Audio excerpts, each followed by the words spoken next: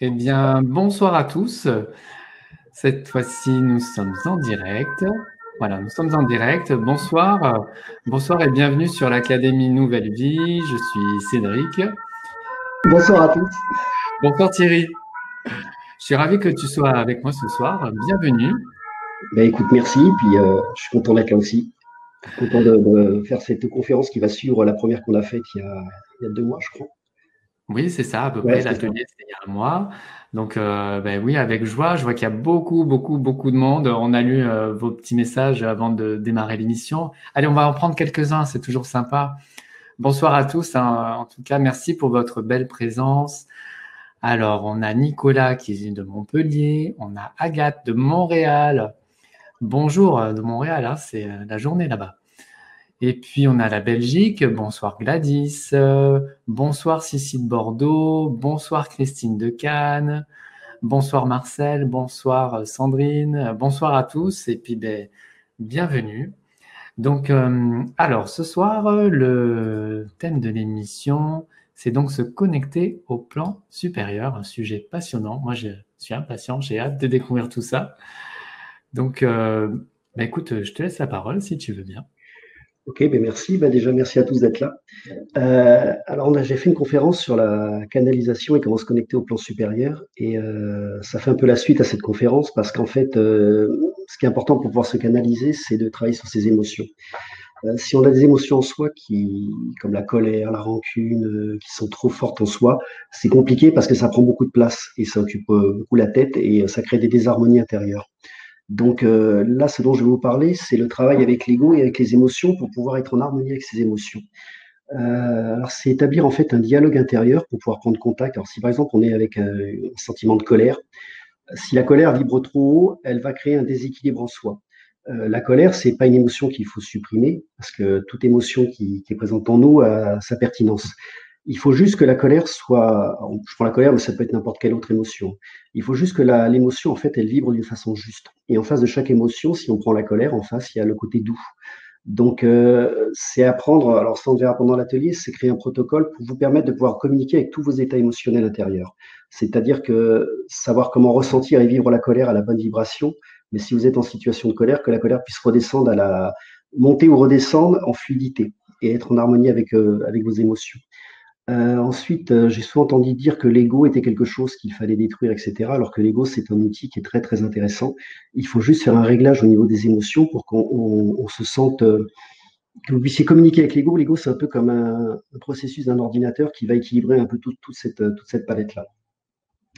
Donc, voilà, le thème de la conférence, ça va être 1, 2, 3, pardon, ça va être de pouvoir harmoniser, communiquer avec ses émotions, être en paix avec ses émotions. Donc, alors, est-ce que déjà il y a quelques questions ou pas? Alors justement, c'est bien que tu dis ça, que justement, je voulais rebondir. Voilà, n'hésitez pas à interagir avec nous dans le direct. Posez vos questions dans le chat pour que Thierry donc, puisse répondre tout au long de l'émission. Ok. Donc, Je vais... Jacques nous dit, la dernière conférence a été super, mais oui, c'était génial.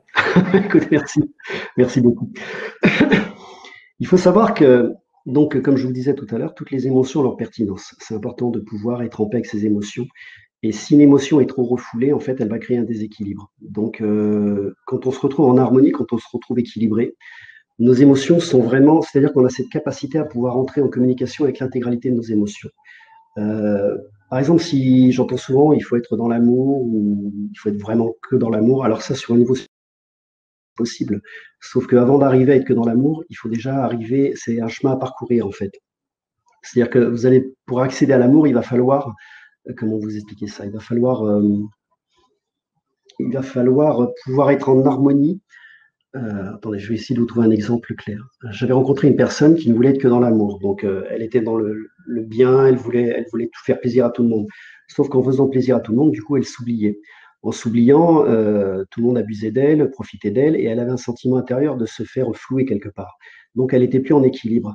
Être dans l'amour, c'est pouvoir aider les gens, mais c'est aussi savoir se donner de l'amour, être bienveillant envers soi-même. Et pour ça, c'est ce que moi j'appelle faire preuve d'égoïsme positif, c'est-à-dire d'être juste dans les relations, de pouvoir donner de l'amour, mais de pouvoir s'en donner aussi. Et si vous avez des émotions qui sont trop refoulées, elles vont créer des tensions intérieures, elles vont créer ça peut créer des maladies aussi. Et donc, c'est important de pouvoir écouter toutes les émotions qui sont en nous. C'est important de pouvoir communiquer avec elles et de pouvoir entendre ce qu'elles ont à nous dire. Si on est capable d'écouter tout notre panel d'émotions, vous êtes totalement en équilibre et vous pouvez agir en conséquence. Voilà. Est-ce qu'il y a des... Alors, on a une question d'Isabelle qui nous dit: les émotions gênent la communication avec les plans supérieurs? Alors, si par exemple on a de la rancune, parce qu'on a une enfance difficile, parce qu'à un moment donné on a une éducation qui a été compliquée, il faut juste prendre en compte que c'est un choix d'incarnation, c'est-à-dire qu'on a choisi peut-être une enfance difficile pour dépasser ou transcender certaines choses. Si on prend la rancune, par exemple, ou si on a de la colère envers sa famille, ça va être utilisé, si vous voulez, au niveau du cerveau, c'est comme si ça vous utilisait ça.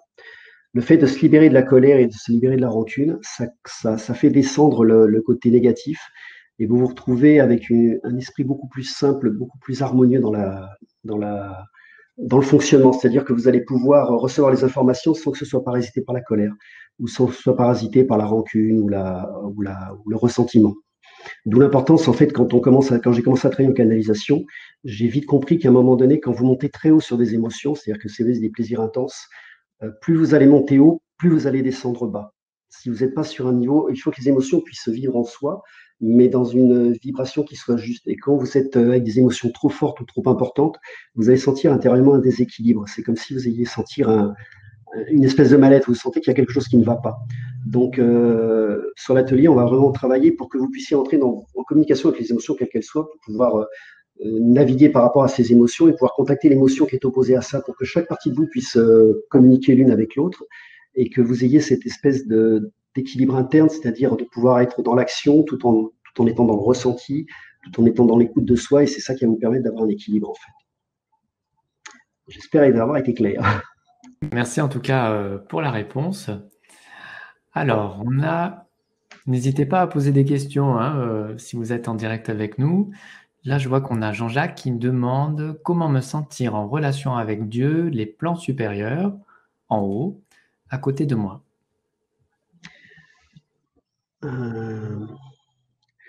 Alors, se trouver en relation avec Dieu, c'est être dans une.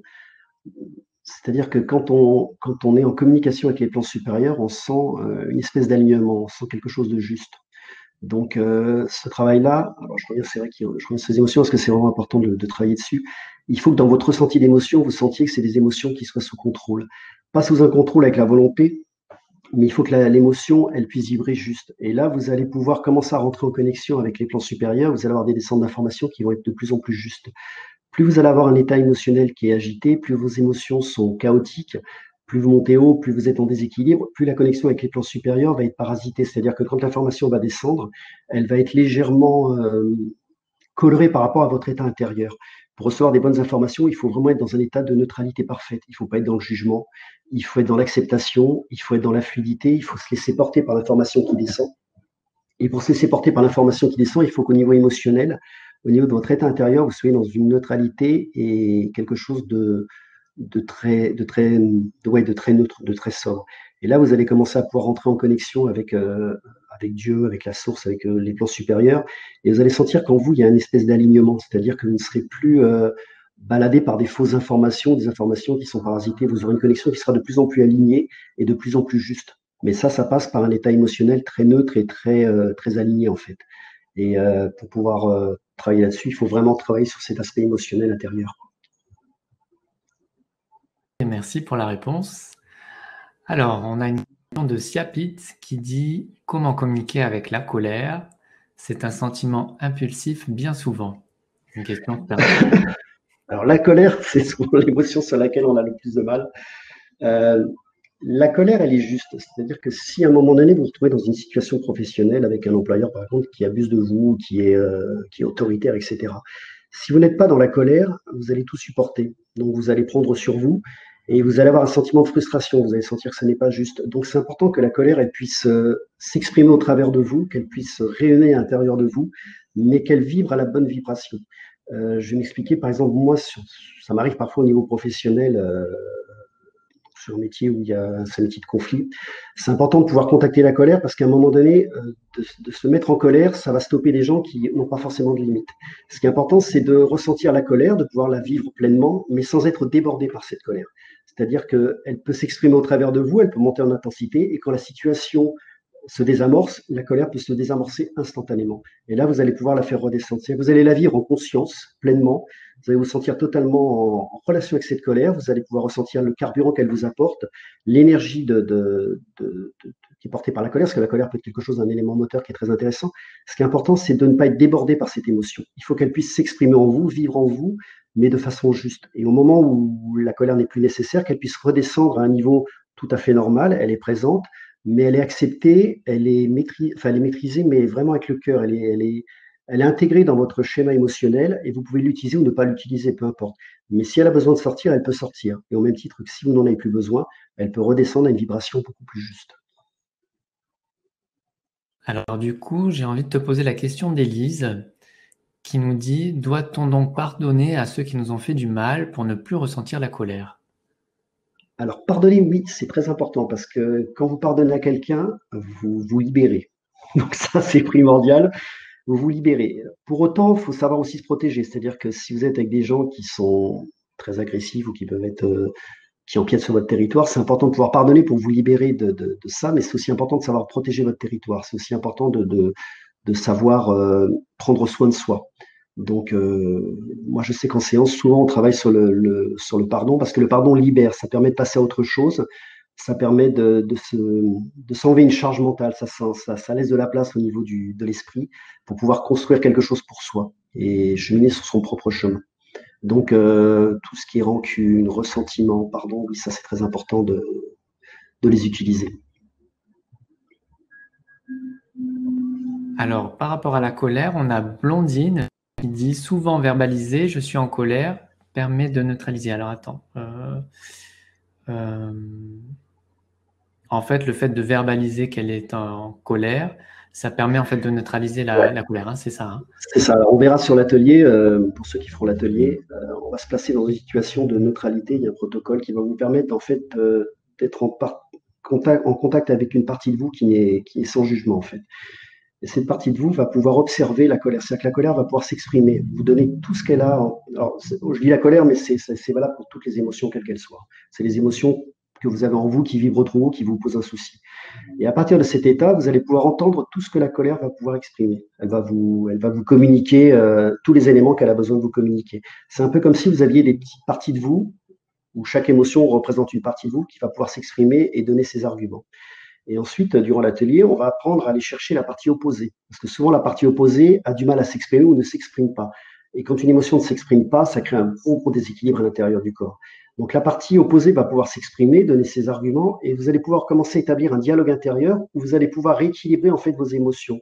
Vous allez pouvoir entendre toutes les parties et prendre une décision en conscience qui va permettre à chaque partie de se sentir se sentir écoutée et trouver un terrain d'entente pour que chaque partie soit satisfaite. Et au niveau des émotions, ça crée un équilibre, un alignement intérieur qui fait que, alors si vous êtes par exemple sur une situation où vous êtes très angoissé, c'est important d'aller écouter ce que l'angoisse a à vous dire, le sentiment d'angoisse, quelle est la partie de vous qui se sent stressée, qui se sent pas écoutée ou qui a besoin de s'exprimer, et de pouvoir faire intervenir une partie opposée qui va pouvoir l'aider à retrouver cet équilibre intérieur en fait. Bon, j'espère avoir répondu à la question. Merci pour la réponse. Du coup, on a Yael qui demande quelles sont les émotions opposées. Alors, si on prend la méchanceté, par exemple, on va faire très simple, hein. Si on prend la méchanceté, en face, c'est la gentillesse. Si on prend chaque émotion, mais quand vous commencez à travailler comme ça, vous commencez en fait, à partir du moment où vous prenez contact avec l'émotion qui vibre trop haut, dès que vous allez poser la question, vous allez avoir l'émotion en face qui va apparaître. Donc chaque émotion, en fait, il faut juste retenir que chaque émotion a son opposé, en fait. Et que si on part du principe que chaque émotion doit être écoutée, entendue, et qu'elle a le droit de s'exprimer, le droit de pouvoir communiquer ce qu'elle a à communiquer, intellectuellement, et ça c'est le travail de l'ego, vous allez pouvoir rééquilibrer pour que chaque partie trouve son compte en fait, pour que chaque partie puisse se sentir entendue dans ce qu'elle a à dire et pouvoir apporter des éléments correctifs par rapport à ça. Alors, On a Karine qui nous dit bonsoir. En étant hypersensible, j'ai souvent l'impression qu'en étant dans certains états émotionnels, je suis au contraire plus réceptive. Un faux ressenti? Non, c'est intéressant parce que le fait est que pour les gens qui sont très sensibles, c'est un gros talent parce que ça leur permet d'avoir accès à des informations, ça leur permet d'avoir accès à des choses très intéressantes. Par contre, si à un moment la personne se sent trop émotive, elle peut être débordée par ce côté émotif.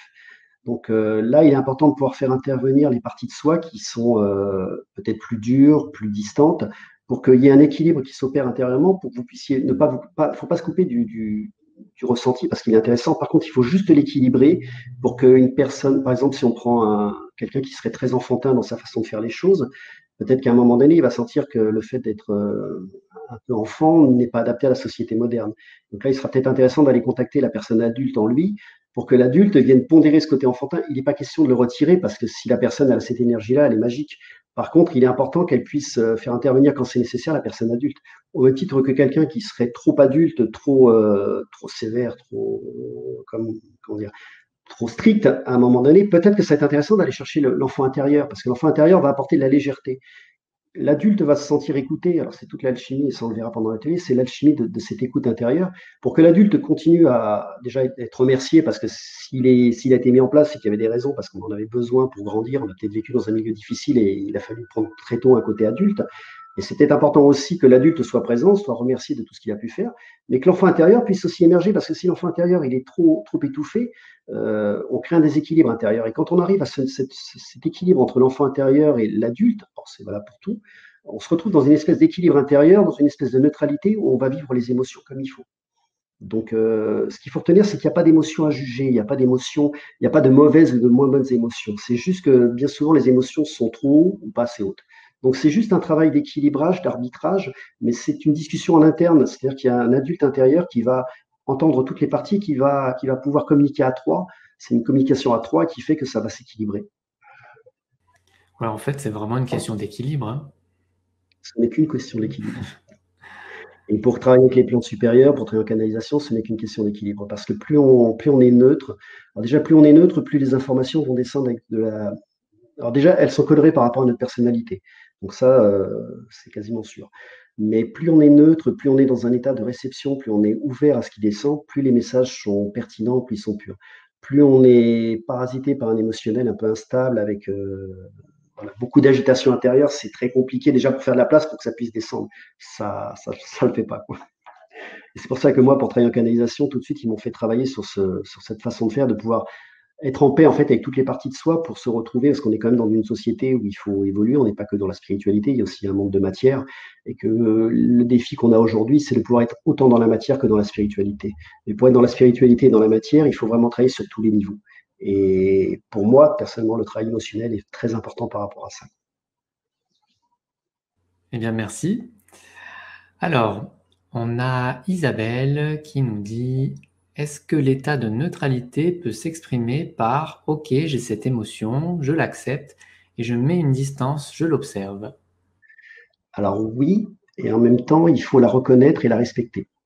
C'est un processus qui est très important parce que si on la met trop à distance, euh, il faut la reconnaître comme étant précieuse et pouvoir la laisser vivre en soi. C'est vraiment très précis, c'est-à-dire qu'il faut vraiment que chaque émotion puisse s'exprimer et, et vivre en soi. Même si on n'en a plus besoin, par exemple, on peut avoir eu un sentiment de, je sais pas, moi étant petit, on a développé un sentiment on était très colérique parce que c'était notre façon de survivre. On arrive à l'âge adulte, on n'a plus besoin de cette émotion. Moi, personnellement, je vais la remercier, je l'honore pour ce qu'elle a pu me permettre de traverser.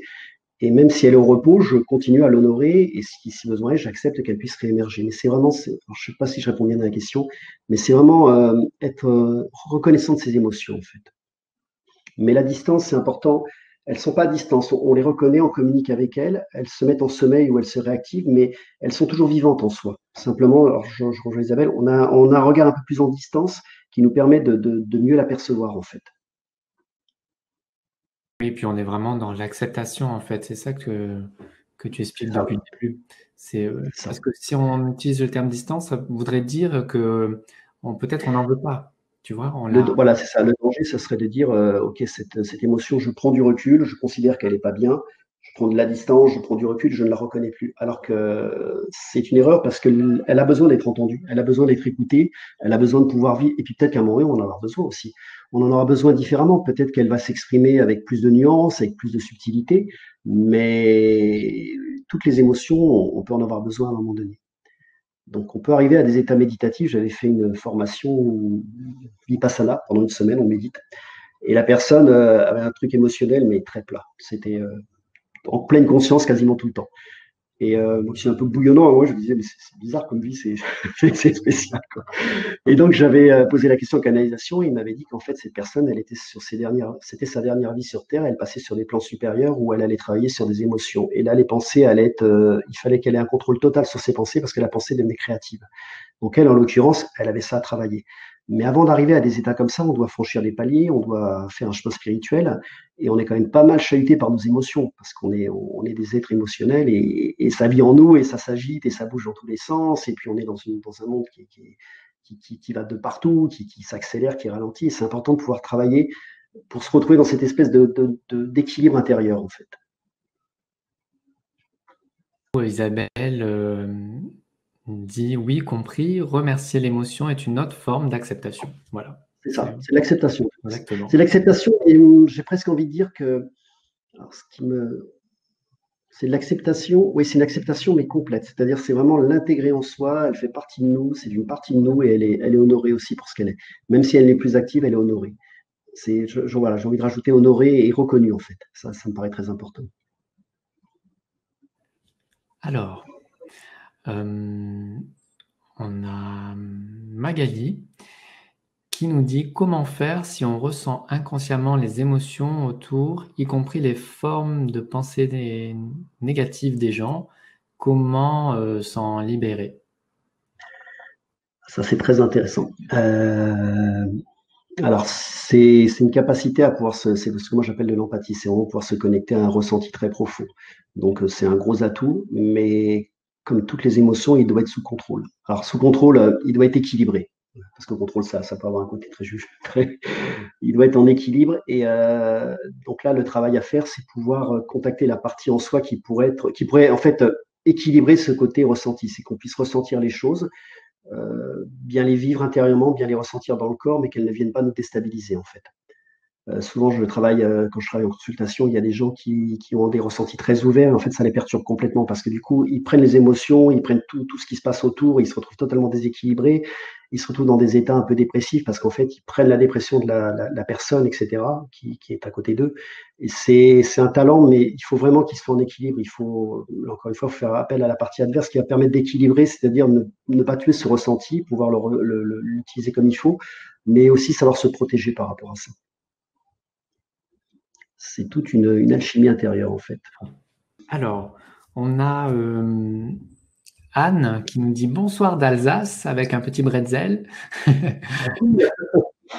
Petite question, je suis praticien en hypnose depuis une dizaine d'années et depuis quelques semaines, beaucoup de changements dans le ressenti. Ma patiente entre en transe et à travers elle, une voix me dit « Je suis l'archange Michael, je suis tombé des nues ».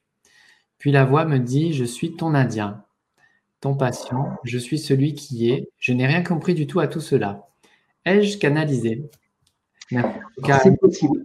C'est possible. C'est-à-dire que les gens qui font de l'hypnose travaillent, surtout l'hypnose. Ma femme a fait de l'hypnose régressive. Ils sont en contact avec de plus en plus d'énergie spirituelle. Donc, ça monte de plus en plus fort. Et forcément, à force d'être avec ces énergies-là, ben, ça impacte, ça change la vibration, ça fait bouger les curseurs internes. Et oui, il est fort possible que ce soit de la canalisation. C'est-à-dire qu'à un moment donné, il y a des messages qui commencent à descendre. Et en fait, au contact, à force de travailler avec ces énergies-là, à un moment donné, il y a des ouvertures de conscience qui se font. Il y a des changements vibratoires qui se font aussi. Et il y a de grandes chances que ce soit en partie une canalisation, oui, tout à fait. Alors, on a Yael qui nous dit comment distinguer un ressenti d'une émotion. Un ressenti d'une émotion. Alors, le ressenti, c'est subtil en fait. C'est deux choses qui sont intérieures, mais qui sont très proches en même temps. Attendez, je vais voir pour vous faire la réponse la plus juste. L'émotion, elle va surgir de l'intérieur, elle vient de nous. C'est-à-dire qu'on va ressentir un sentiment on va peut-être ressentir intérieurement un sentiment de jalousie ou de bien-être. Donc l'émotion vient vraiment de l'intérieur. Le ressenti peut venir de l'extérieur, c'est-à-dire qu'on ressent à l'extérieur un état émotionnel. C'est très subtil, hein, c'est très. Ouais, ben merci en tout cas pour la réponse. On a Pauline qui dit: «Quand vous parlez de vivre les émotions, ou vous centrez sur vous, dans le cœur ou est-ce que c'est dans les plans supérieurs?» Alors, sachant qu'on est en partie connecté avec les plans supérieurs, j'ai envie de dire que ça appartient à chacun. Moi, je sais que l'émotion du cœur, je la ressens, mais moyennement. Attends, tu peux me relire s'il te plaît, c'est vrai que je fasse une réponse qui soit. Oui, oui. Quand vous parlez de vivre les émotions, où vous centrez-vous dans le cœur ou les plans supérieurs? Alors, vivre les émotions, c'est se mettre en connexion avec son ressenti, c'est se mettre en connexion avec ses propres émotions. Et c'est identifier quand on se sent en déséquilibre. Si on a une émotion qui est trop haute, on va sentir intérieurement qu'il y a une espèce de malaise, il y a quelque chose qui est pas aligné en nous. Donc, c'est vraiment se mettre à l'écoute de la façon dont on ressent les choses, dont on vit les choses. Et après, avec la pratique, quand à un moment donné, vous allez rentrer par exemple sur un sentiment de colère qui va commencer à monter, vous allez l'identifier tout de suite et vous allez pouvoir tout de suite intervenir pour le rééquilibrer en fait. J'espère répondre à la question. Puis si jamais c'est incomplet, n'hésitez pas, voilà, à revenir dans le chat euh, pour qu'on vienne compléter.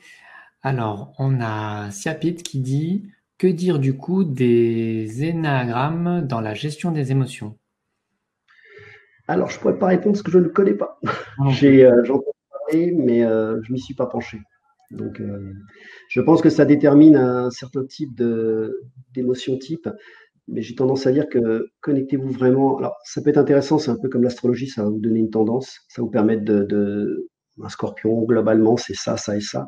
Mais connectez-vous vraiment à vos ressentis parce qu'aujourd'hui, tout va tellement vite, on sort tellement rapidement d'un état à un autre, on est vraiment sur une période où tout s'accélère que ce qui était valable hier n'est peut-être pas aujourd'hui ni demain, quoi. Donc, moi, je vois des gens qui travaillent et les curseurs se déplacent vraiment très, très vite.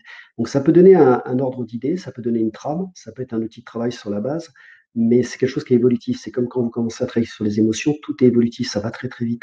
Et c'est important de ne rien fixer intérieurement, c'est-à-dire que vous n'êtes pas qu'une émotion. À un moment donné, peut-être que vous êtes un certain type de personnalité, mais si vous travaillez beaucoup sur vous, ça va évoluer, ça va se déplacer.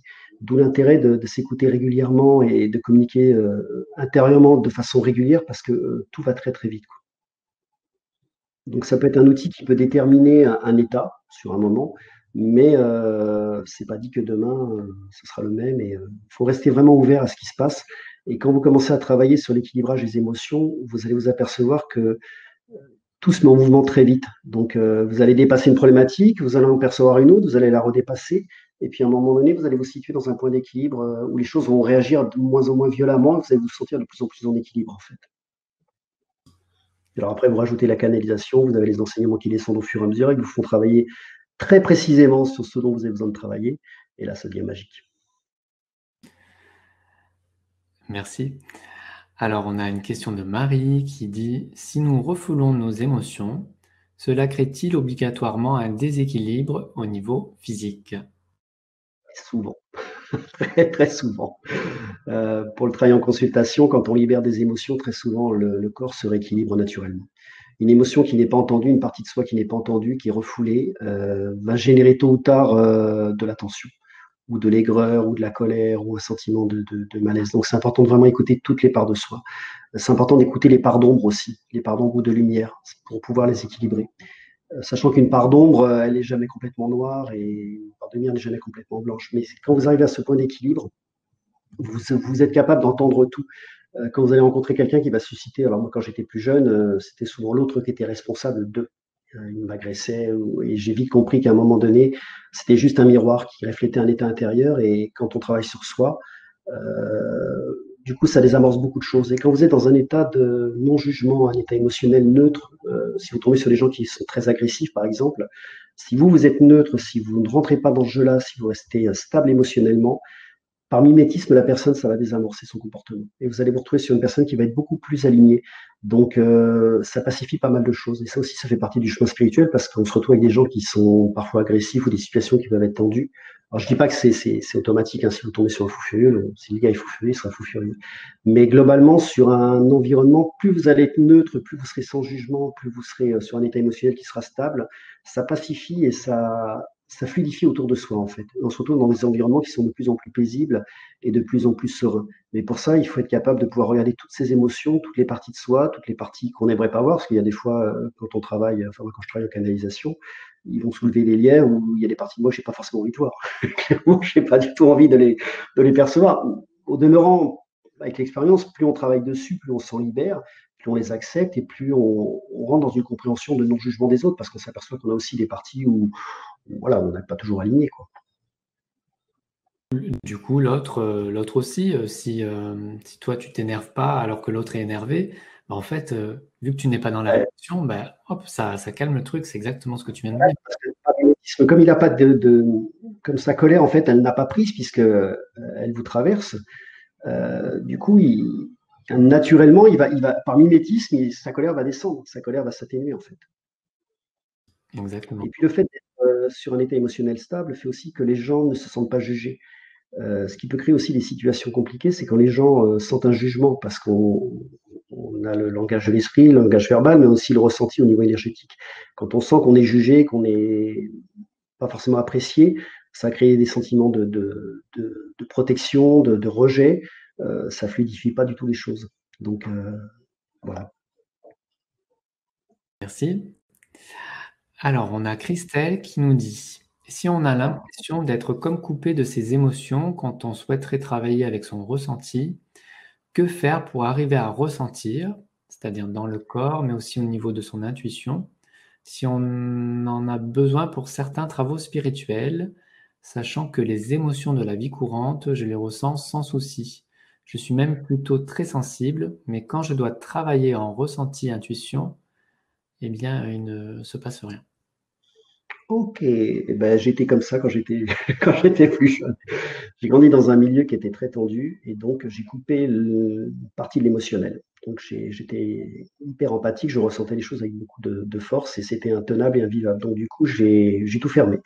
Alors, c'est très confort parce qu'on peut traverser la vie sans souci, on est à l'abri de pas mal de choses. Le seul problème, c'est que oui, on se coupe du ressenti. On se coupe des connexions, on se coupe des infos qui descendent.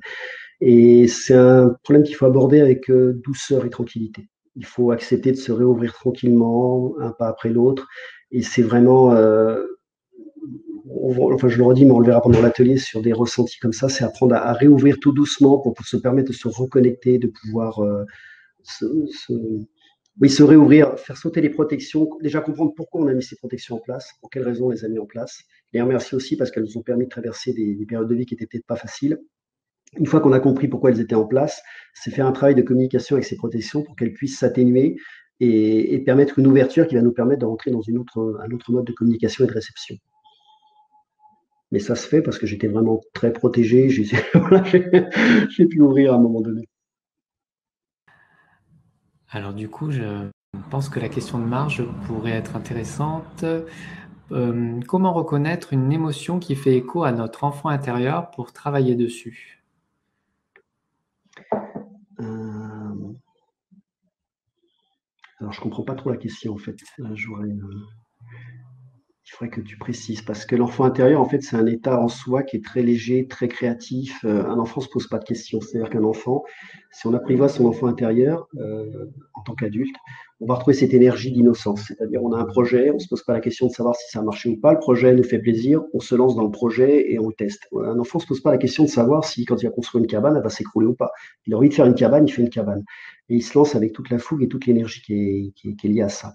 Donc, se reconnecter avec cet enfant intérieur, c'est important. Alors, est-ce que tu peux me relire la question pour voir si je pourrais. Alors, comment reconnaître une émotion qui fait écho à notre enfant intérieur pour travailler dessus? Alors, les émotions, ouais, qui feraient écho à un enfant intérieur, oui, ce serait ça, ce serait la créativité, ce serait la fougue, l'envie de faire des choses pour le plaisir, même si c'est pas rentable, même si c'est faire des projets un peu fous, des projets qui vont allumer une étincelle de joie, qui vont nous apporter du carburant. Je pense que c'est la meilleure réponse que je puisse faire. Après, si elle a besoin, elle en précise. Dire, n'hésite pas, Marge, à développer un peu plus ta question. Alors, on a Claire qui dit bonsoir. Quand l'autre, dans une relation sentimentale, nous critique, dénigre et que l'on ressent de vives émotions, cela implique-t-il de nettoyer ses blessures d'enfance? Alors là, oui, il faut aller voir l'enfance pour quelles raisons on a ces blessures en place. Et là, encore une fois, c'est important d'équilibrer, c'est-à-dire que c'est important de pouvoir entendre ce que l'autre a à nous dire, mais c'est aussi important de ressentir intérieurement si c'est juste ou pas. Parce que si la personne fait une projection sur quelque chose qui ne nous concerne pas, on n'a pas à le prendre pour soi. C'est là où tout l'intérêt d'aller chercher justement l'émotion qui va nous permettre de rééquilibrer. C'est-à-dire que si on est dans le côté enfant blessé, peut-être qu'il serait intéressant là de faire intervenir le parent protecteur ou l'adulte qui va permettre de pouvoir rééquilibrer cette notion, c'est-à-dire de pouvoir, la blessure elle est là, elle est présente, mais de pouvoir l'atténuer, de pouvoir faire avec et de pouvoir savoir si c'est une critique qui est constructive ou si c'est une critique qui n'est pas juste en fait et de pouvoir se protéger par rapport à ça. Parce que c'est toujours important de ressentir si les critiques sont justifiées ou pas. Il faut entendre les critiques, mais il ne faut pas s'identifier aux critiques. Et là, il faut faire appel à son intuition, à son bon sens personnel, et vous saurez, si vous posez la question, vous saurez si c'est juste ou pas, quoi. Merci pour la réponse. Et du coup, il y a Marge qui te remercie pour la réponse de tout à l'heure. Omar, j'espère avoir répondu à ta question complètement. Alors, on a Blondine qui nous dit, tu veux dire que les canalisations sont aussi pour nous amener à travailler sur nous? Oui, complètement. Il y a deux types de canalisation. Il y a des gens qui vont canaliser sur l'avenir de la planète, sur tout un tas de choses. Moi, j'utilise principalement la canalisation pour travailler sur moi, parce que je considère qu'on est là pour évoluer, on est là pour transcender des choses, et je trouve que c'est un outil fantastique parce que c'est un outil qui est totalement ajusté, et la descente d'information, elle est totalement calibrée à ce qu'on peut travailler sur le moment présent. Si à un moment donné, vous avez des descentes d'infos qui vous mettent très mal, qui vous dénigrent, c'est pas de la canalisation. Quand vous travaillez avec les plans supérieurs, c'est une descente d'information. Ils vont vous faire travailler, mais de la façon la plus précise qui soit. Donc vous serez jamais, vous serez un petit peu chahuté, mais à la bonne dose, juste pour vous faire comprendre la chose. Et quand vous aurez dépassé la problématique, vous allez retravailler sur un autre truc. Donc oui, que la canalisation, pour moi, c'est vraiment un outil fantastique en termes de développement personnel. Et je pense que pour travailler sur soi, c'est vraiment l'outil le plus adapté. Alors, Marge nous dit que la question, en fait, rejoint un petit peu celle de Claire sur les blessures d'enfance. Alors, Les blessures d'enfance, en fait, c'est souvent des choses sur lesquelles on doit travailler. Il y a aussi les blessures fondamentales. Imaginons que dans une vie, vous ayez été quelqu'un de très violent, vous avez malmené votre famille, battu vos enfants. Peut-être que dans le choix d'incarnation, ce sera important de pouvoir expérimenter ce que c'est pour ne pas avoir à le rejouer. C'est-à-dire que du bourreau, vous allez passer à victime. Donc, vous allez ressentir et voir ce que c'est. Donc, vous allez peut-être vous incarner avec des parents qui vont être très durs pour que vous puissiez identifier ce que c'est que d'être un enfant battu, par exemple. Une fois qu'on a compris ça, on travaille avec cette blessure et on la dépasse, on la transcende.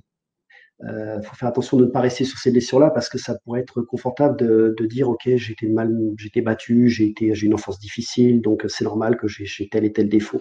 Non, il faut vraiment les transcender, les comprendre, essayer de trouver ce que ces blessures ont apporté en positif, dans quoi elles nous ont fait grandir, quelles sont les qualités qu'elles nous ont apportées, s'appuyer sur ces qualités pour pouvoir les utiliser comme il faut et passer à autre chose, quoi.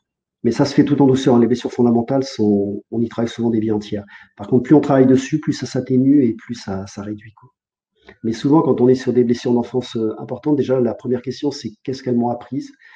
Quel est l'enseignement de ces blessures? Et après, c'est comment je peux le transcender? Et ne pas rejouer les blessures, ne pas les infliger à d'autres et les dépasser et voir ce que ça va apporter en positif. Ça permet de voir la chose d'un côté positif. On voit le verre à moitié plein, on voit pas le verre à moitié vide, en fait. merci pour la réponse. Alors, on a Magali qui nous dit, si on vibre haut et qu'à côté, nos collègues vibrent bas et qu'on n'a Mhm. pas envie de changer de métier ou de payer les mécontentements ou coups bas parce que c'est l'injustice, comment faire?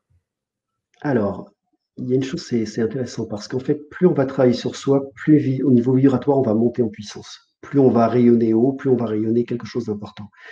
Moi, souvent en canalisation ou en séance, ce qui vient, c'est qu'on doit être comme des soleils, en fait. C'est-à-dire que le soleil, il brille, il réchauffe tout le monde, et chacun prend ce qu'il a à prendre. On n'est pas en attente de quoi que ce soit. C'est-à-dire qu'il faut être soi, il faut respecter l'autre, il faut aussi que les autres vous respectent. Mais par contre, votre vibration, elle doit s'écouler naturellement. On ne doit pas la brimer, parce que si on a travaillé sur soi, on doit pouvoir rayonner, on doit pouvoir vibrer, mais en acceptant aussi que l'autre ne soit pas forcément au même niveau. Il n'y a pas besoin de convertir qui que ce soit.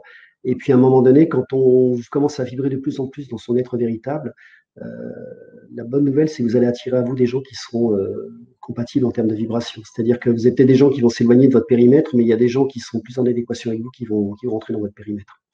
Donc, quand on commence pour tous ceux qui travaillent sur eux, vibrer. Soyez vraiment dans votre alignement, soyez dans votre être. Ne vous posez pas la question de savoir ce que ça va faire autour, soyez simplement alignés en vous, soyez dans votre lumière, et plus vous allez dans votre lumière, plus naturellement, mais c'est un rayonnement qui se fait sans chercher à convertir ou à convaincre qui que ce soit. Vous êtes vous tout simplement. Vous respectez les autres, même les autres doivent vous respecter aussi, c'est important. Et naturellement, vous allez sentir, ça va créer des ouvertures, et à un moment, il y a des gens qui vont dans votre périmètre, des gens que vous n'avez pas forcément pensé, mais vibratoirement, ça va attirer les gens avec lesquels vous êtes compatibles en fait.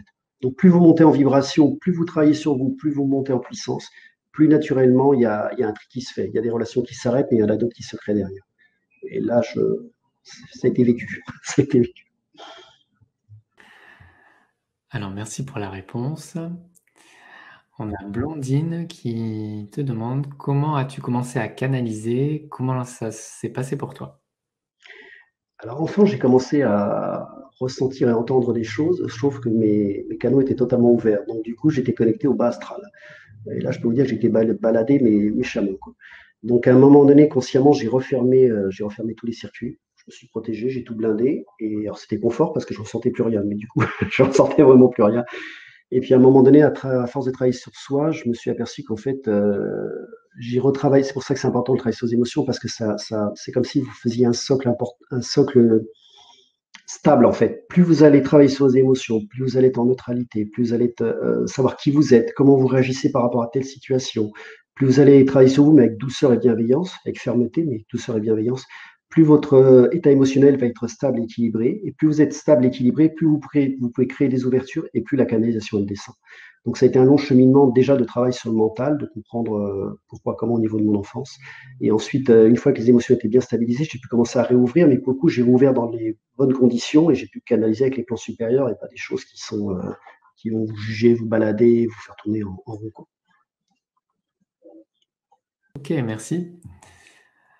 Alors, on a Anne qui dit, si j'ai eu un message sans rien demander, comment faire pour obtenir une canalisation? Est-ce une méditation, une auto-hypnose, par télépathie, par le pendule, par écriture automatique? Merci, Alors, je cherche à comprendre et à avancer. ça peut être tout. C'est-à-dire que on est tous différents, on a tous des récepteurs différents. Donc, pour certains, ça passera par différents conduits. Donc, il faut accepter. La clé pour déterminer si la canalisation est bonne, c'est quand ça résonne juste en vous. Quand l'information descend, elle est incontestable. Quand je dis incontestable, c'est-à-dire que vous pouvez la tourner dans tous les sens, elle est juste. Après, ça peut être intéressant aussi d'utiliser des outils. C'est-à-dire que le pendule peut être un bon outil parce que si vous avez des doutes au niveau de l'information, vous pouvez le vérifier avec un pendule. Moi, pendant des années, j'ai travaillé avec des cartes de couleurs qui donnaient des messages. Je ne sais pas si on peut nommer ou pas, Cédric. Bon, on ne donne pas. Vous pouvez prendre des oracles, des pendules, tout ce que vous voulez. Ça va vous permettre de conforter l'information si elle descend. C'est-à-dire que vous avez votre première impression qui descend, vous dites, OK, ça résonne juste. Vous pouvez utiliser un outil à côté qui va confirmer l'information. Et à partir du moment où c'est confirmé, vous allez commencer à identifier quand quand l'information elle est totalement juste, elle vient des plans supérieurs ou quand c'est une information hasardeuse. Ça va avoir une couleur, une texture intérieure qui va vous permettre de bien comprendre que là, c'est une vraie canalisation. Et avec l'exercice, avec la pratique, quand les infos vont descendre, vous saurez tout de suite si c'est une info qui vient du mental, si ça vient on ne sait pas où, si c'est une descente d'infos des plans supérieurs. Et vous pouvez demander aussi des synchronicités, c'est-à-dire que demander au niveau des guides ou des plans supérieurs qu'une synchronicité, par exemple, apparaisse pour vous permettre de confirmer l'information. Donc c'est vraiment un travail faut apprivoiser la chose, mais plus vous travaillez, plus ça devient clair et plus ça devient juste. Mais quand l'information descend, elle est franchement incontestable. Merci pour la réponse. Bah, c'est un petit peu ce qu'on avait vu dans la conférence il y a 2 mois en arrière. On Tout à en avait fait. parlé. Alors, on a Nathalie qui nous dit bonsoir. Comment savoir si on a guéri sa blessure d'abandon? Ah bah c'est quand elle résonne plus en soi. C'est-à-dire c'est quand on peut être dans un amour inconditionnel, même si l'autre part ou si être capable de sentir. Quand on sent que ça résonne, ça ne résonne plus en soi, quand on sent que les gens peuvent rentrer ou sortir de notre vie, qu'on l'accepte complètement, qu'on est en autonomie intérieure, en autonomie émotionnelle, c'est que la blessure d'abandon a été guérie. Par contre, quand vous travaillez sur des blessures fondamentales, c'est comme si vous aviez en fait une boule et à un moment vous allez travailler ici, ensuite vous allez travailler sur le côté droit, sur le côté gauche, en dessous. Donc soyez pas surpris si la blessure fondamentale, en général, elle est travaillée à intervalles réguliers. Plus vous allez la travailler, plus ce sera nettoyé. Mais si à un moment ça revient dans votre vie, c'est juste que c'est peut-être un petit aspect qu'il faut encore nettoyer, quoi. Mais ça baisse en intensité à chaque fois, quoi. Il y a pas de... C'est la bonne nouvelle, ça. Alors, du coup, on a Marie qui dit, si j'ai bien compris, la canalisation peut permettre un travail de développement personnel. Dans ce cas de figure, sais-tu qui canalise? As-tu des enseignants différents? C'est-tu qui canalise Elle veut dire à qui on canalise, c'est ça? C'est-à-dire, qui est-ce qui canalise avec toi, ouais. Ah oui, ok. Mais moi, personnellement, c'est avec les guides. C'est ce que j'avais abordé sur la dernière conférence. On a une pléiade de guides qu'on a choisi avant notre incarnation. Donc, c'est entre 6, 7, 8, 9, ça dépend. Et ces guides-là sont spécifiques, sont des spécialistes pour nous aider à canaliser, pour nous aider sur notre chemin de vie, sur ce qu'on a choisi de travailler. Donc, quand vous allez commencer à canaliser, souvent vous canalisez avec les guides. Pour certaines personnes, si c'est des incarnations qui sont liées à la nature, ils vont commencer à se connecter avec des éléments de nature.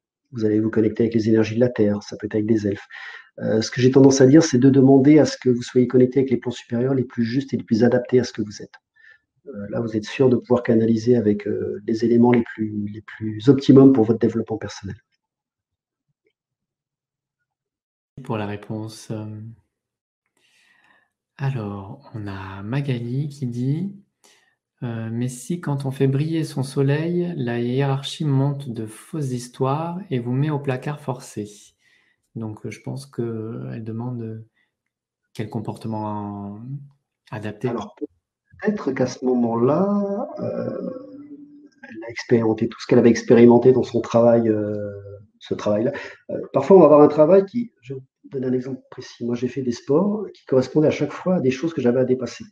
Donc, j'ai démarré avec le karaté, qui était un art martial très, très offensif. Ensuite, je suis passé sur l'aïkido, qui m'a appris vraiment à absorber les choses, à pondérer, comment dire, à renvoyer l'agression. Une fois que j'ai fait le tour, je suis passé sur le kendo, qui est un côté plus offensif. Et au niveau du travail, c'est pareil. Au niveau des relations, c'est pareil. C'est-à-dire qu'à un moment, il y a des choses qui vont traverser notre vie. On va expérimenter des choses, et puis à un moment, on arrive au bout. Et peut-être qu'à ce moment-là, bah, c'est peut-être intéressant de se dire, OK, peut-être que je bascule sur un travail qui sera plus adapté et qui sera plus juste pour moi, en fait.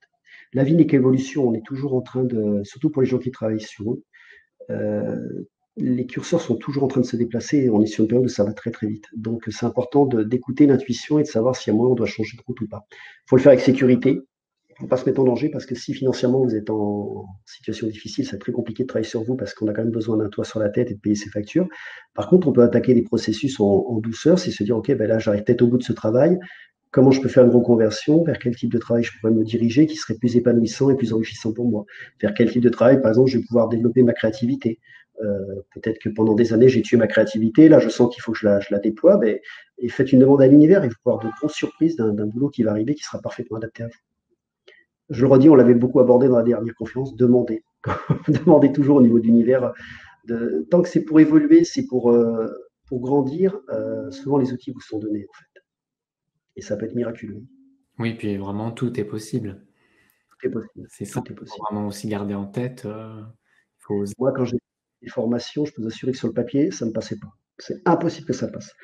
Et c'est passé. Mais quand je vous dis c'est passé, mais c'est venu par des voies totalement détournées. Tout ça pour vous dire que si vous êtes sur votre chemin de vie, ça vous sera donné. Ça vous sera amené sur un plateau même. Par contre, il faut demander et il faut se mettre en mouvement aussi. C'est-à-dire que si on n'est pas bien dans un travail, c'est analyser ce qui. Mais il faut être précis. Il faut déterminer qu'est-ce qui ne va pas, qu'est-ce qu'on aurait de quoi on aurait envie, vers quelle direction on a envie de se diriger, pour savoir comment mener sa barque en fait. Ça demande aussi un travail d'introspection intérieure et puis d'analyse pour savoir dans quelle direction on doit partir. pour ta réponse. Alors, on a Isabelle qui nous dit, lorsqu'une émotion se présente, comment savoir à quel plan elle fait référence? Prive-t-elle d'une vie antérieure ou d'une situation actuelle uniquement ou encore d'une blessure ancienne? Oui, alors oui, l'outil que l'on va travailler pendant l'atelier, c'est un outil qui ne travaille pas tout. C'est un outil qui va nous permettre de travailler sur les émotions, de trouver un équilibre intérieur. Il est clair que si c'est une émotion qui vient de vie passée ou qui est liée à la généalogie, il faut aller faire un travail un peu plus profond. Mais encore une fois, vous aurez, je pense qu'il faut travailler sur plusieurs niveaux. C'est déjà bien identifier intérieurement ce qui ne va pas, voir l'émotion qui est en face, mais certainement que si elle est trop forte, il faut aller travailler plus en profondeur. J'étais en train de répondre à Blondie qui nous demandait si la conférence de l'autre fois était encore en ligne. Donc oui, bien sûr, elle est disponible en replay sur le site de l'Académie. Merci pour ta remarque. Alors, on a Magali qui nous dit, des fois, je sens des choses qui descendent dans mon chakra couronne, mais je ne vois pas ou je n'entends rien et donc je ne sais pas vraiment ce qui se passe. Ok, alors là, il faut vraiment se mettre dans le ressenti. Peut-être que c'est peut-être une amorce de descente d'information. C'est peut-être que le chakra coronal commence à se réveiller. Donc, il faut laisser descendre, il faut bien se connecter à cette sensation. Quand vous sentez que ça pétille, quand vous sentez que ça fourmille à l'intérieur, c'est que le chakra coronal s'allume. Et après, il faut être ouvert sur la descente d'informations. Il faut pas. Certaines personnes pensent que c'est que de la clairaudience ou que de la vision. Non, ça peut passer par d'autres canaux. Donc, quand vous sentez là, vous mettez juste en écoute et vous pouvez formuler en demandant quelle est l'information qui vient à vous. Et si c'est pas clair, demandez à ce que le message soit plus clair pour que vous puissiez l'identifier avec plus de facilité. Parce que parfois, là-haut, ils vous envoient des messages, mais ils ne sont pas forcément incarnés, donc ils ne se rendent pas compte. Alors, si on prend le temps, par exemple, si vous faites une programmation, une manifestation, mettez des dates parce que la notion du temps là-haut est différente. Et si vous tombez sur des guides qui n'ont pas été incarnés depuis longtemps, ils ont un peu perdu le contact avec ce que nous on vit ici-bas, quoi. Donc, si vous sentez que c'est pas juste, demandez à ce qu'un réglage soit fait. De vous demander à ce que je dit expliquer lors de la conférence. Moi, quand j'étais en écriture automatique, ça descendait trop vite, j'arrivais pas à écrire. Je leur ai dit, vous allez trop vite, ralentissez. Et tout de suite, ça s'est fait, quoi.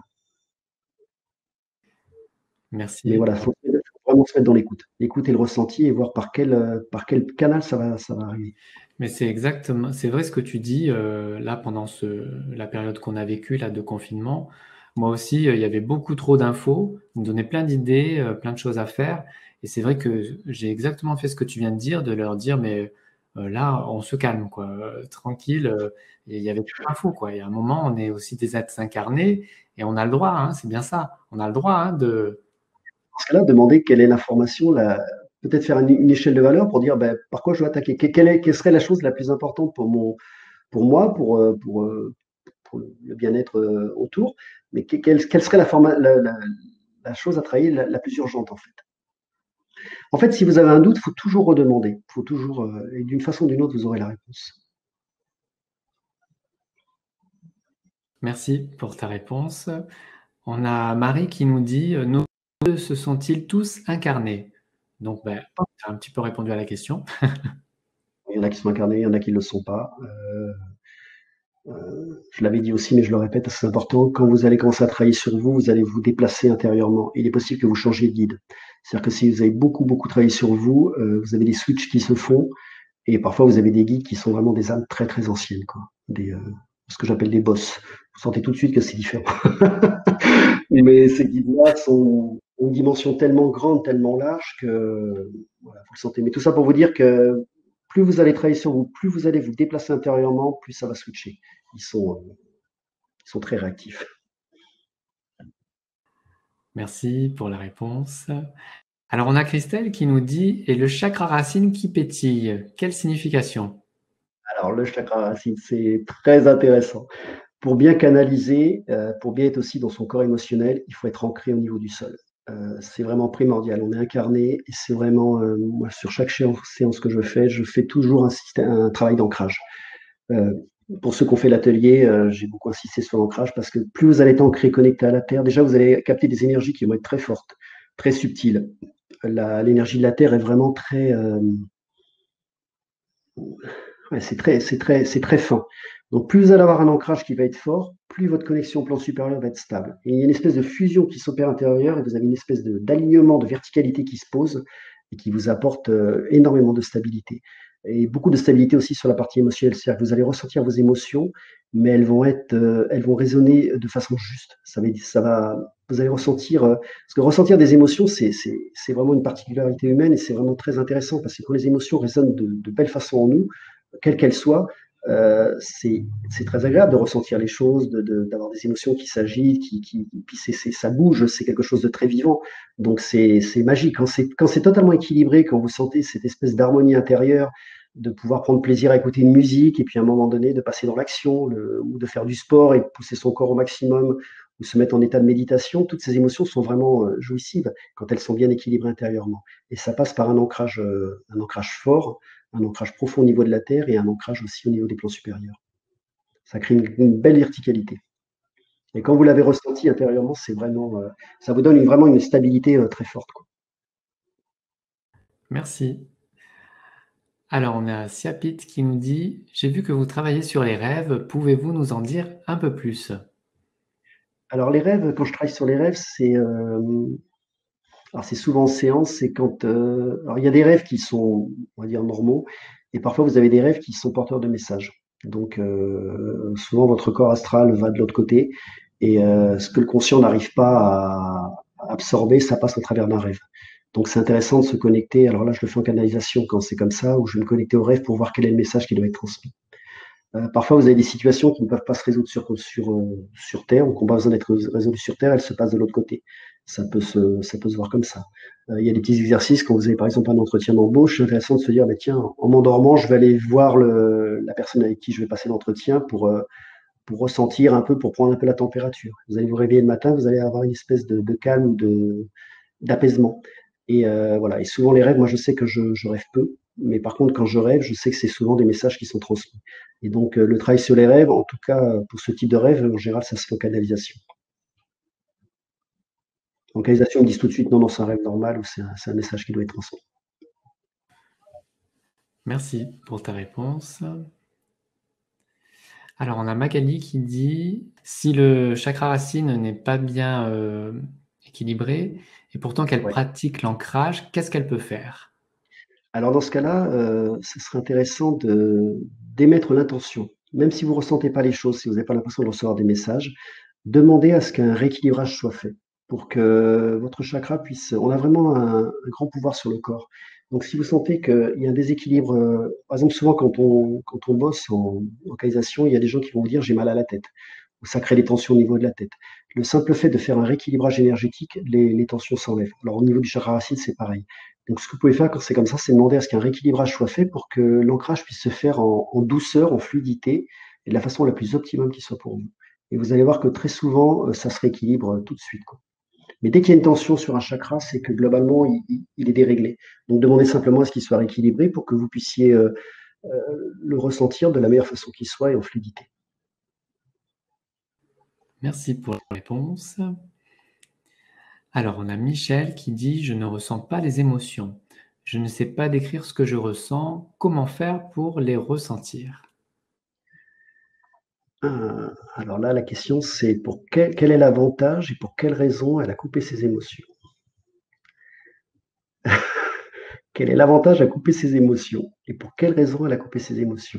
Donc peut-être qu'intellectuellement, la question qu'elle pourrait se poser, que tu pourrais te poser, ce serait, quel avantage j'ai à couper mes émotions? Quand est-ce que j'ai coupé mes émotions?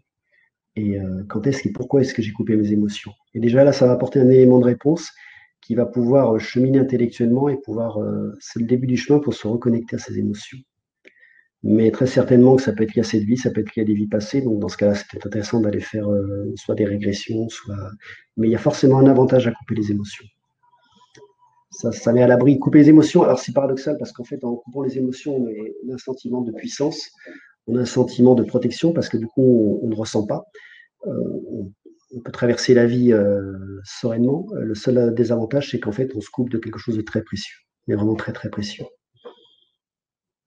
Donc, voilà la réponse que je peux te donner. Oui, merci pour la réponse. Alors, on a Magali qui nous demande, parce qu'elle vient d'arriver, donc elle nous demande par rapport à l'atelier, qu'est-ce que tu vas proposer et sur quoi ça porte. Alors, est-ce que tu veux qu'on en parle maintenant? Ben écoute, l'atelier, c'est simple, on va travailler un protocole qui va permettre de travailler l'ancrage. On va travailler aussi une façon de se connecter au plan supérieur et en fait, on va rentrer en communication avec une partie de nous qui est totalement neutre. Et ensuite, au travers de l'atelier, on va prendre contact avec une émotion. Alors, chacun choisira l'émotion qui la dérange, ou ça peut être la jalousie, ça peut être la colère, etc. Donc, il y aura tout un protocole qui sera fait par rapport à ça, qui permettra de rentrer en communication avec cette émotion et de pouvoir faire une communication avec l'émotion qui lui est opposée. Et ce sera comme une espèce de médiation pour pouvoir retrouver un équilibre entre ces deux émotions. Donc, voilà, l'atelier, ça apportera là-dessus. Et donc, l'atelier est prévu pour le 17 juin. Et le thème, c'est un atelier d'harmonisation des émotions pour favoriser la connexion au plan supérieur. L'idée, c'est que vous puissiez avoir un outil pour commencer à travailler vous-même sur vos émotions. Enfin, j'aime bien l'idée que chacun puisse être en autonomie avec ses outils, en fait. Donc, l'idée, c'est de pouvoir vous donner un outil de travail sur lequel. Alors, c'est bien un outil, hein, c'est-à-dire que quand on travaille sur soi, il y a plein d'outils qui viennent à nous. Mais là, c'est un outil très spécifique. Si à un moment donné, vous sentez des émotions qui vous dérangent, qui vous posent problème, de pouvoir vous dire, OK, je me pose, je rentre dans cette espèce d'état qu'on verra sur l'atelier, et je peux commencer à rentrer en communication. Et pour l'avoir travaillé sur bon nombre de personnes, instantanément, vous sentez une espèce d'équilibre qui se pose et l'émotion vous vous sentez dans un bien-être après. Donc l'idée de l'atelier, c'est vraiment vous donner cet outil très spécifique pour pouvoir travailler sur les émotions qui vous dérangent et pouvoir rétablir une communication intérieure, pour pouvoir prendre contact avec toutes les parties de vous, quelles qu'elles soient, sans les juger, en totale neutralité, et essayer de retrouver un état émotionnel le plus harmonieux, le plus neutre, pour ceux qui souhaitent canaliser ou recevoir des informations, pour qu'ils puissent mieux recevoir ou mieux se connecter au plan supérieur. Pour ceux qui ne s'intéressent pas, simplement retrouver une espèce d'harmonie intérieure et une connaissance de soi aussi. Voilà le thème de l'atelier. Donc un outil de développement personnel, mais que vous pouvez utiliser, user autant que vous voulez. Et puis voilà, donc si vous voulez toutes les informations, donc vous avez à côté du chat, si vous êtes dans le direct, vous cliquez sur le bouton vert. Et si vous nous regardez en replay, vous avez donc le lien d'information qui est juste en dessous de la vidéo. Alors, on a Christelle qui nous dit « Je me connecte tous les jours à la Terre et au ciel, je ne ressens rien, mais il m'est arrivé plusieurs fois, sur plusieurs jours, de ressentir ce pétillement au niveau du chakra racine.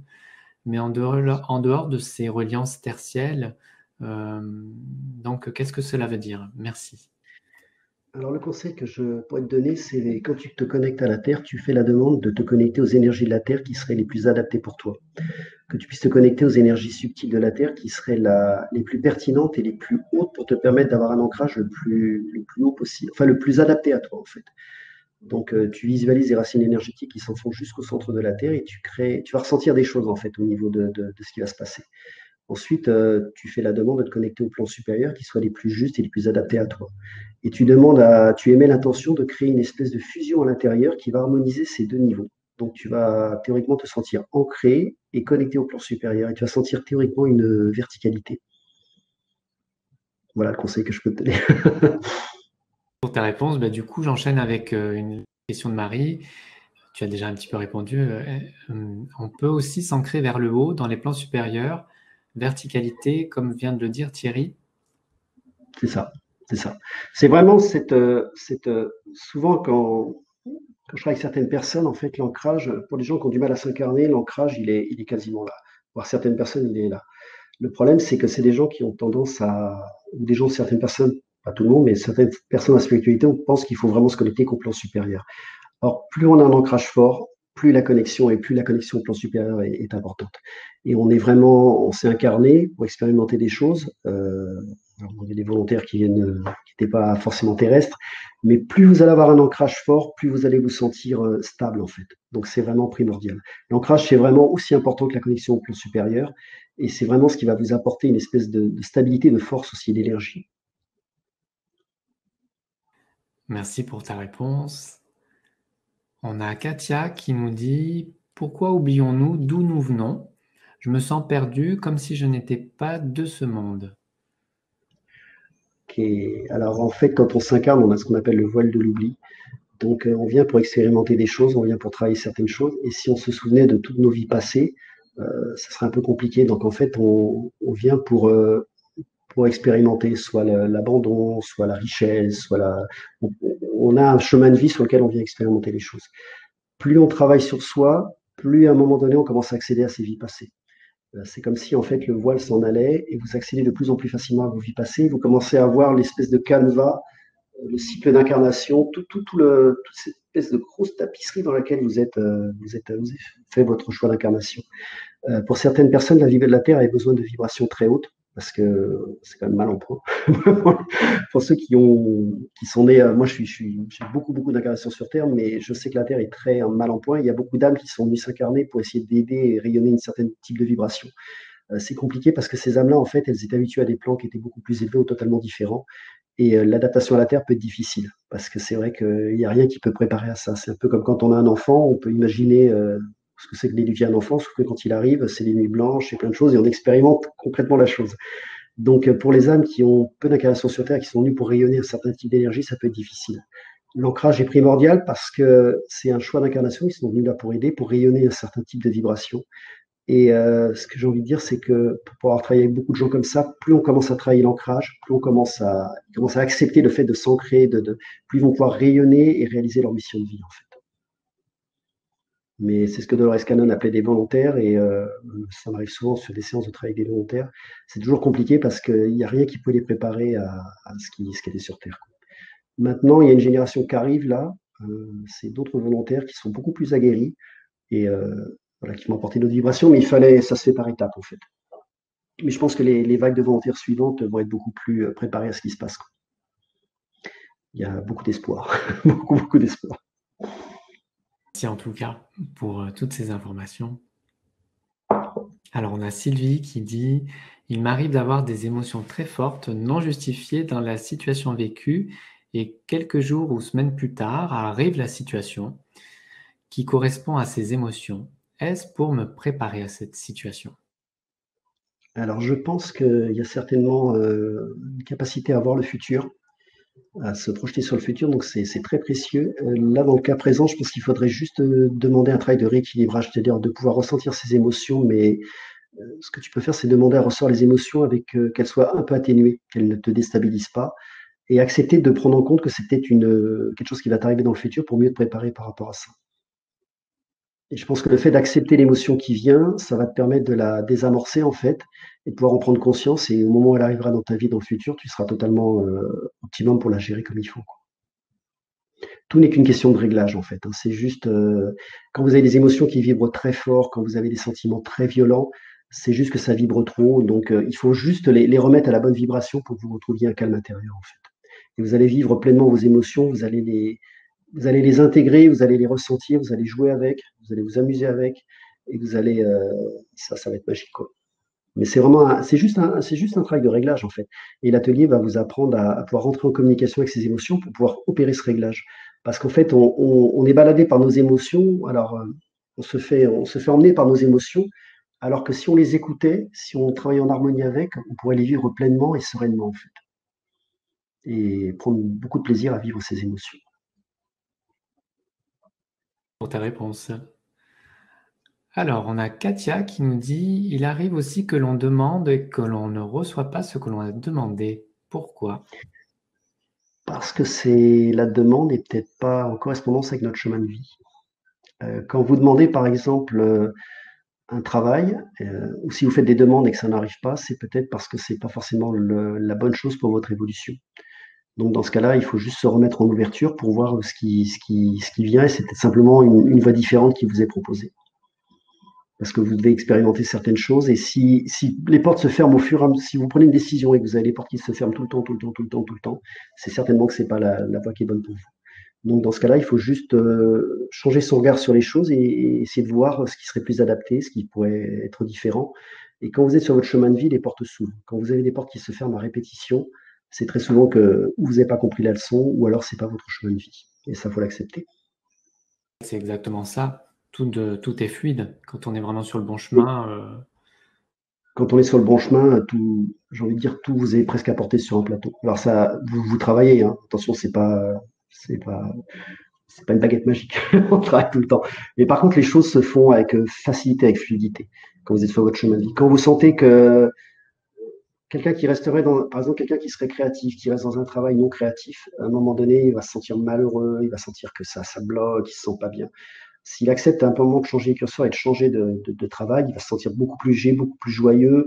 En étant joyeux, il va être plus créatif et c'est une espèce de boule d'énergie qui s'accumule et qui fait qu'on se dirige vers une vie beaucoup plus épanouie, quoi.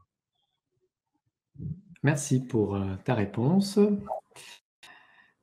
Alors, pour le moment, je n'ai plus de questions. Ça vient de se calmer. Par rapport à l'atelier, tu avais des choses à rajouter? Bon, je On a pense que fait le j'ai tour, ouais. résumé. Je vais faire peut-être une petite aparté sur l'ego parce que pour certains courants spirituels, l'ego c'est un peu la bête à abattre, c'est un peu le truc, le méchant. L'ego, moi personnellement, j'ai fait le choix de l'accepter, de travailler avec lui et c'est vraiment un allié, quoi. Et pour moi, l'ego, c'est un peu la pièce centrale qui synthétise un peu toutes les émotions et qui permet d'harmoniser tout ça. Et quand quelque chose ne va pas, vraiment, moi, l'ego, pour moi, c'est un allié. C'est vraiment quelque chose qui nous permet de traverser notre vie, de travailler, de faire des réglages, de travailler en harmonie avec tout ça. Et je trouve que l'ego, c'est quelque chose de précieux. Alors, voilà, c'était juste la petite parenthèse parce que souvent j'entends, je me rappelle quand j'étais plus jeune, on me disait oui, il faut travailler sur l'ego, il faut dissoudre l'ego. Très compliqué parce que s'il n'y a pas d'ego, je ne sais pas trop comment on va piloter notre vie. Et donc, voilà, ça c'est compliqué. Et puis après, il faut accepter quand on commence à travailler sur soi, notamment sur les émotions, tous les changements qui en découlent. C'est-à-dire que même si on a travaillé sur un truc, ça va faire changer des choses intérieurement, on va continuer à travailler, on va continuer à avancer. Plus on avance, plus on arrive sur une fluidité. Alors c'est vrai que certaines personnes visent tout de suite l'éveil spirituel, arriver tout de suite à un état Bouddha. Il ne faut pas oublier qu'avant d'arriver à cet état-là, on est avec nos problématiques, on a des choses à travailler, on a nos leçons à apprendre. Et il faut le faire de la meilleure façon, il faut le faire doucement et de façon régulière. Et pour ça, il ne faut pas hésiter à utiliser des outils. Et c'est pas parce qu'on va commencer à travailler sur, comment dire, si on met la barre trop haute, à un moment on va se décourager. Si on se dit oui, globalement, arriver à un éveil spirituel très haut, c'est ça. Moi, je suis là, ça va être compliqué de se dire pour arriver là, j'y arriverai pas et on va lâcher l'affaire. C'est juste un travail, c'est comme un marathon, il faut y aller tout doucement et travailler régulièrement avec beaucoup de bienveillance pour pouvoir transcender et dépasser des niveaux au fur et à mesure. Et plus vous allez dépasser des niveaux, plus vous allez vous sentir en harmonie, plus vous allez sentir une stabilité intérieure. Et puis après, vous commencez vraiment à arriver à des choses qui sont magiques, mais c'est beaucoup d'efforts. Enfin, c'est des efforts, mais qu'il faut faire avec douceur et beaucoup d'amour envers soi-même. Et puis, il faut aussi vraiment se laisser le temps, justement, pour rester Oui, dans cette bienveillance. Parce que, comme tu as dit, tout va vite, tout change, il y a beaucoup de changements, c'est beaucoup de travail sur soi. Euh, c'est donc, c'est important aussi de se laisser le temps. Voilà, il n'y a pas d'urgence, finalement. bien sûr. Et puis il faut que l'information aussi, elle passe dans le corps, parce que si elle reste que dans la tête, si c'est que des concepts intellectuels, ça reste des concepts intellectuels. Et il faut qu'à un moment, l'information, elle soit digérée, elle soit intégrée, et vous ressentez intérieurement qu'elle est assimilée, en fait. Et quand elle est assimilée, vous passez à une étape suivante. Mais parfois, vous avez l'impression de stagner. C'est pas que vous stagnez, c'est que vous êtes juste en train de digérer l'information. Vous êtes juste en train d'être en processus de changement pour pouvoir passer à autre chose, quoi. Mais vous le sentez intérieurement. Quand vous posez la question, vous sentez tout de suite si c'est juste ou pas. Merci pour ta réponse. Alors, on a Katia qui demande si Mère Teresa avait elle aussi un ego. Oh, je pense, oui. Comme nous tous, j'ai envie de. Je pense que oui. Je pense que Mère Teresa est venue pour. Vous avez des gens qui viennent pour apporter une certaine lumière, un exemple quelque part. Mais je me souviens plus de qui.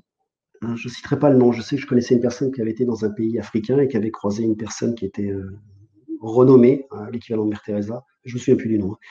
Et elle disait, pour l'avoir côtoyé de près, que c'était quelqu'un qui avait un sacré tempérament, quoi. Donc, voilà. Mais c'est les gens qui sont venus pour apporter la lumière. Mais même Gandhi, aussi bon soit-il, il avait aussi ses travers. Et vous prenez des gens comme Shiba qui a fait l'aïkido, qui était quand même un maître. Et il avait un sale caractère, hein. Et je peux vous dire que voilà. Donc il reste humain. Il reste humain. Merci pour ta réponse. Alors, on a Alice qui nous dit, qu'entend-on par plan supérieur? Sont-ils dans l'astral? En fonction de son état vibratoire, on atteint tel ou tel plan? Alors il y a plusieurs plans. Bon, il y a le plan physique. Ensuite, il y a le plan de l'astral avec différentes couches. Et ensuite, on arrive sur les plans supérieurs. Je n'entrerai pas trop dans les détails parce que ça fait partie d'une formation. Je ne veux pas faire de... Mais si vous voulez, dans chaque plan, vous avez des plans dans les plans. Les plans supérieurs, c'est vraiment les plans qui sont au-dessus du plan astral. Dans le plan astral, déjà, vous avez différents niveaux selon le niveau de vibration. Vous en avez qui vont être dans le bas astral, d'autres qui vont être dans des astrales un peu plus évolués. Et après, vous avez les plans supérieurs, vous avez tous les maîtres ascensionnés, tous les gens qui sont vraiment très élevés, quoi. Pour ta réponse. Alors, pour le moment, c'est OK. On a peut-être, oui, la question de Celso qui dit: comment je peux savoir que ma mission de vie, c'est d'aider les autres?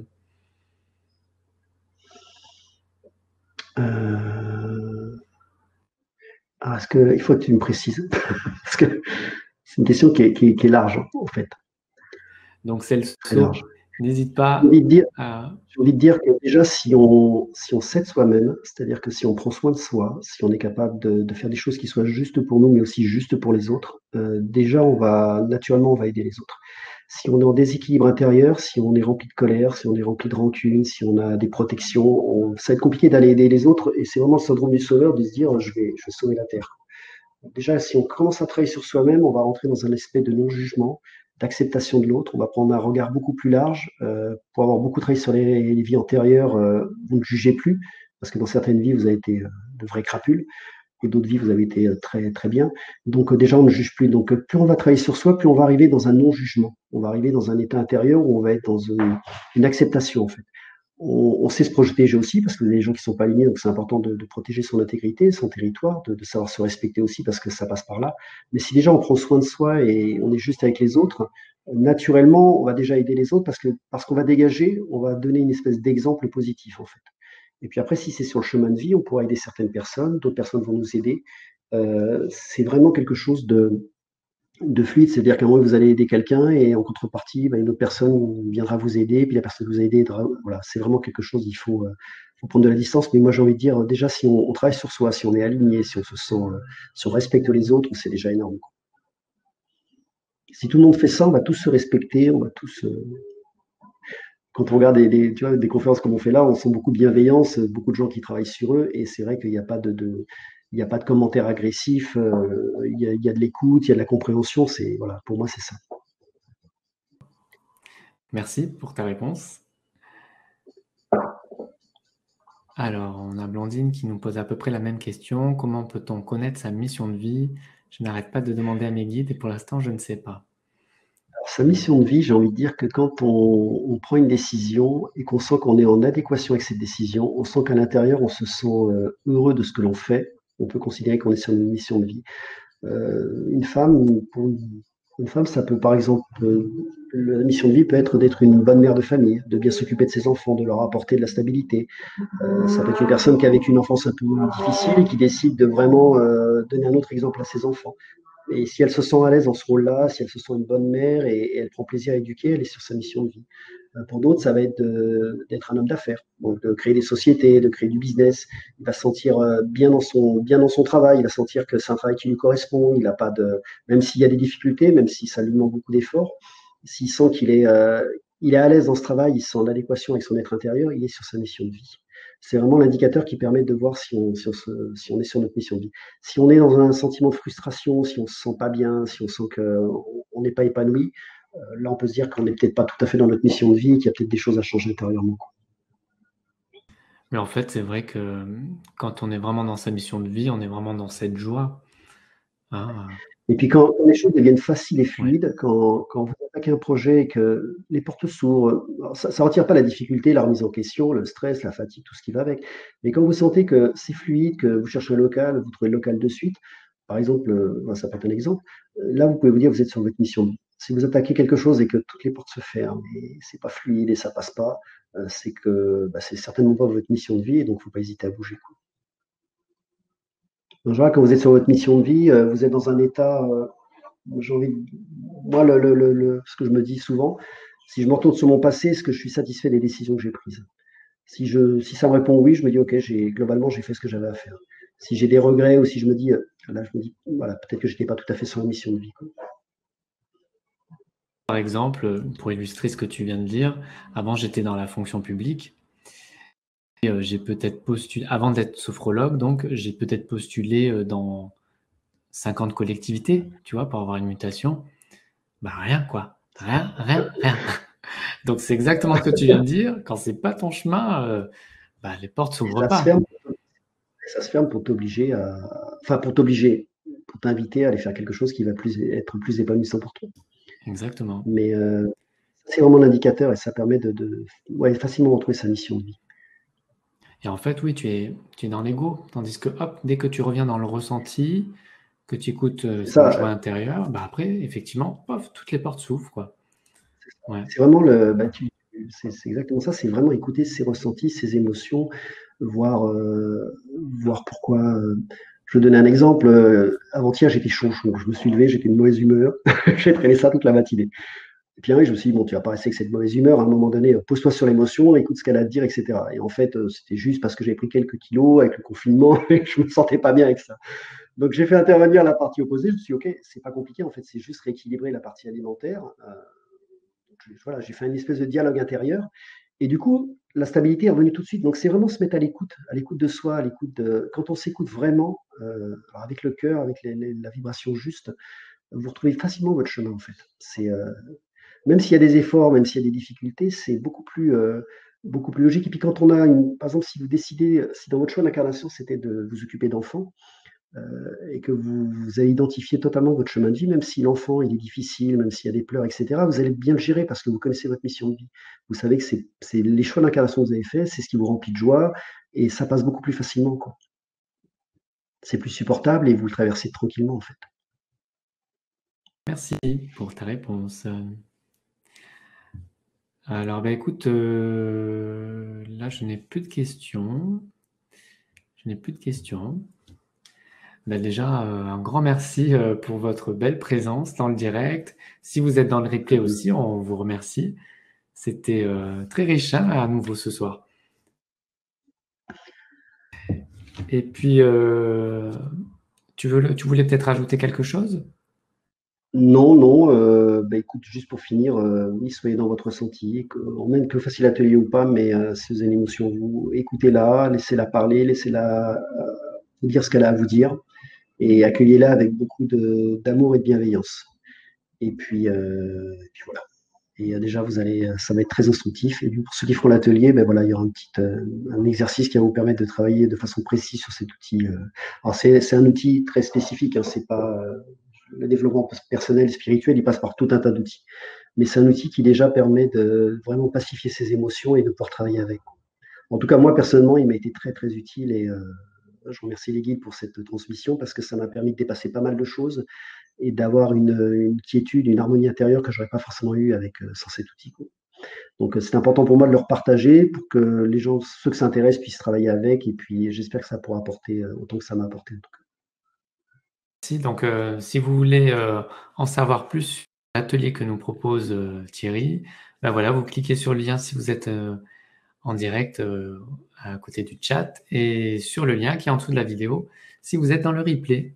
Voilà, il y a beaucoup, beaucoup de merci, très intéressant. Voilà, donc, ben oui, merci aussi à vous pour vos précieux retours et votre participation parce que du coup, ben voilà, vous êtes aussi les acteurs de cette émission, donc on vous remercie vraiment chaleureusement. Et puis c'est très riche de pouvoir répondre en direct à ces questions parce que c'est vrai que voilà, c'est très riche. Je réponds juste à une question parce que je vois nos défunts sont dans l'astral Ah, mais aussi, le haut vas-y, astral. vas-y. En fait, les défunts, ça dépend de leur niveau d'évolution. Si ils ont peu travaillé, si c'est des âmes relativement jeunes, ils vont être dans le bas astral. Plus ils vont être évolués, plus ils vont monter au niveau de l'astral. Et plus les âmes sont évoluées, plus elles passent sur les plans supérieurs. Plus une âme va être éclairée, plus elle va dépasser l'astral. Elle va aller directement sur les plans supérieurs, parce qu'au moment du décès, elle sait exactement où elle doit aller. Si c'est une âme si c'est quelqu'un par exemple qui était très sur les biens matériels, ben, il y a de grandes chances qu'il reste sur les niveaux, il va peut-être avoir du mal à lâcher sa maison, ses biens matériels. Donc tout est une question d'évolution, mais comme il y a plusieurs couches, en fait, voilà. Juste pour répondre je sais pas qui c'est, En tout cas, pour la réponse. Et à Katia, à ouais. Katia, voilà. Et donc, bah écoute, j'ai envie de te laisser le mot de la fin, si tu veux. Bah, écoutez, moi, c'était un plaisir. J'ai adoré répondre à vos questions. Et puis, j'espère avoir pu vous éclairer un peu plus sur la gestion qu'on peut faire avec nos émotions. Et puis, ce travail qui facilite grandement la canalisation, qui est vraiment important. Et c'est vrai que sur le chemin spirituel, il y a des outils spirituels, mais il y a aussi des outils, entre guillemets, matériels, un peu comme cela, qui permettent vraiment de nettoyer. Et voilà, tout ce qu'on nettoie, tout ce qu'on retire, c'est ça de prix. Et c'est ce qui permet d'avancer un peu plus sur le chemin d'éveil, quoi. Donc, voilà, ce sera mon mot de la fin. Merci Thierry, merci à tous, une très belle soirée et puis ben, à très bientôt.